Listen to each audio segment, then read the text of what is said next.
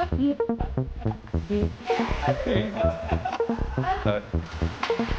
up. I'm Anto Gladwell. Hello, everyone, and welcome to the podcast. I am Ismail Khan, and today we have with us Mr. Anto Gladwin, who is a digital asset management librarian. He is here to share us our experience to our young professionals. So, without any further ado, let's begin. Hello, Mr. Anto, sir. Hi, Ismail. How are you? Very good. Yeah. So, my first question will be to you that many young professionals are unaware about digital asset management being a career. So, what can you share about it? So, digital asset management, it's something very new to our country, I would say. Yes. Because it's been there for a long time, but it's a very niche industry. So, in digital asset management, we basically manage the thousands of assets of all the brands. And apart from that, we handle the workflow of an asset, we handle the life cycle and everything. Those kind of stuff we do in the Like digital it's very asset. underrated. Yeah, it's very underrated. Trust me, it's very underrated. Thank you for sharing it with us, sir. Yeah. So my second question will be global brands and global brands create millions of digital asset management Right, through exactly. the year or through Yeah. any month. So what are the challenges they face in managing it? So I would like to say that the whole point of the digital asset management over here is to manage those assets over here.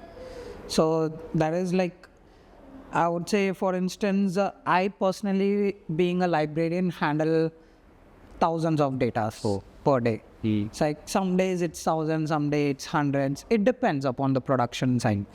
But end of the day, we manage it, and it's a global level thing which is happening over here. So it's not just like very limited to a particular country. It's a global market, it's a global thing. So every asset which is been produced in Europe, it's been reused in India.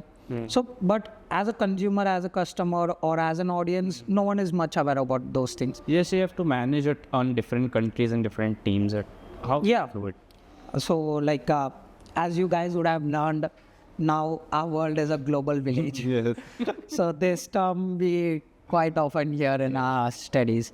So yeah, that's the same thing. We are connected through Teams, we are connected through Slack, we are connected through Outlook, emails and everything. Everything, it's a everyday thing, everything goes back and forth. We use Excel. Like many of them might wonder like why a media student want to learn Excel. But yeah, you guys have to learn Excel because it's very important. Because we have to, so the main part of this learning Excel and having these skills is for the communication part. Communication. So, and the data management part, because that is the easiest and simplest way you can track a data, like track a workflow, I would say. Like it's very obvious. Management, you have to manage it. Exactly. The word itself has a Yeah. yeah. So my next question will be AI transforming digital management assets and many things. So is human expertise being low?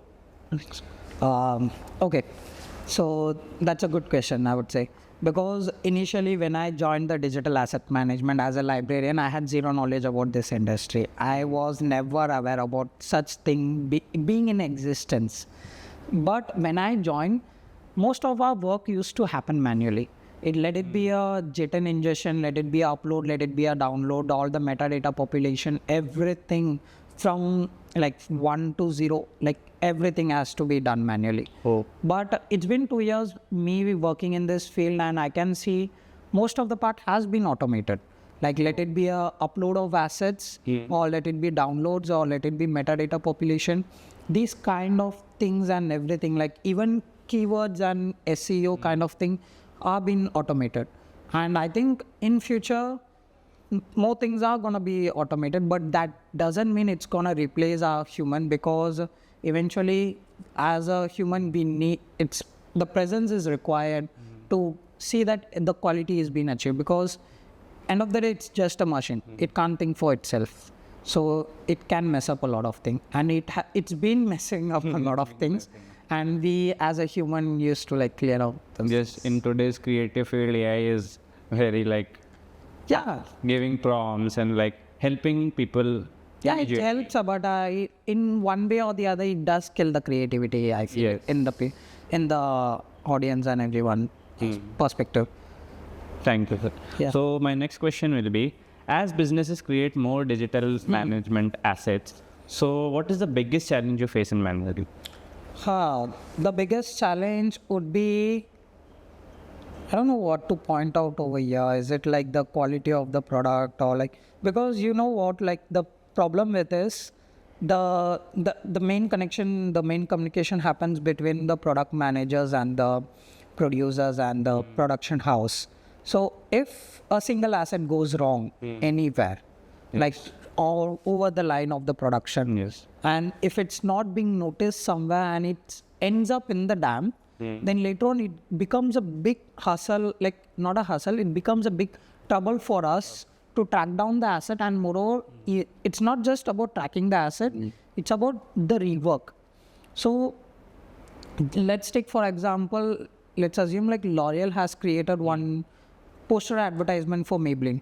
So we might assume that one poster is gonna go for one place, but I'm like, truth to be said, one poster gets recreated for at least 500 times, I would say. 500 Like with different dimensions, different language, different platform. Each platform has its own file format, and those kind of things, detail work goes. So if one mess up happens in the production house, then it becomes a dominoes, and like the effect gets rippling. Yes. And it ends up till the Sophisticated. it becomes a big issue. So and then we have to rework on all those 500 assets, and it has been happening like lately, like a lot of time.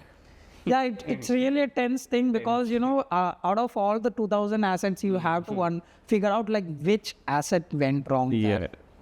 They have to track we, it down. Yeah, we do have the naming convention and everything, but it still becomes a big headache.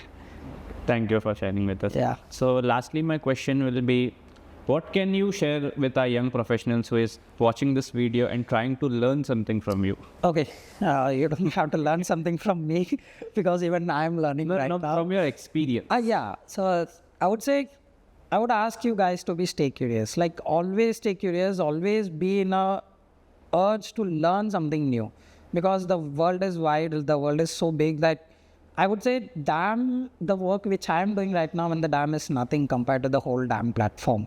There is a lot of thing in the DAM. It's like if I get into the details, if I get into the technical terms, there is PIM, there is Salsify. So PIM and Salsify is something more advanced part of the DAM.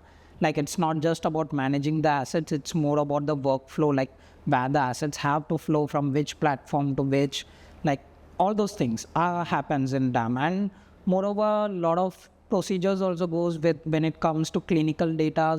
We have another set of DAM which has a big scope in the market, and for them they are like paying a huge amount. Let's not consider just about the pay, but yeah, end of the day I'm trying to say is like always be in a curiosity to learn something new. Yeah, you might be learning a couple of softwares like Photoshop, Premiere Pro, and like Excel, and all these things you are gonna learn in the college days. But apart from this, try to implement them in somewhere, like make a random project, make something for yourself, do some product shoots, do something that so that you, when you go out of your college, you can show it to the people. You can say that, look, I had done something. It's not that I know something. You can say that I had done something. That's the only difference. And yeah, I would say like technically you have to be like know these kind of things, but You have when to it comes, technically literate. yeah, you have to be technically literate, and apart from that, you have to be curious. You have to be a lot of curious. You have to always in the word to learn something new. You reminded me of Steve Jobs' quote, stay hungry, stay foolish. Yeah, that is right. Yeah, that's right.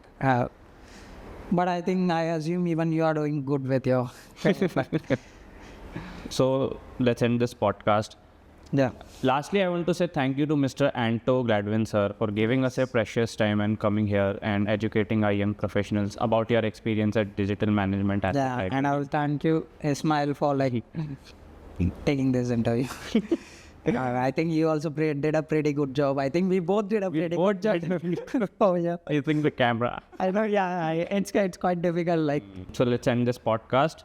I'm Ismail Khan, and I will see you in the next podcast. Yeah.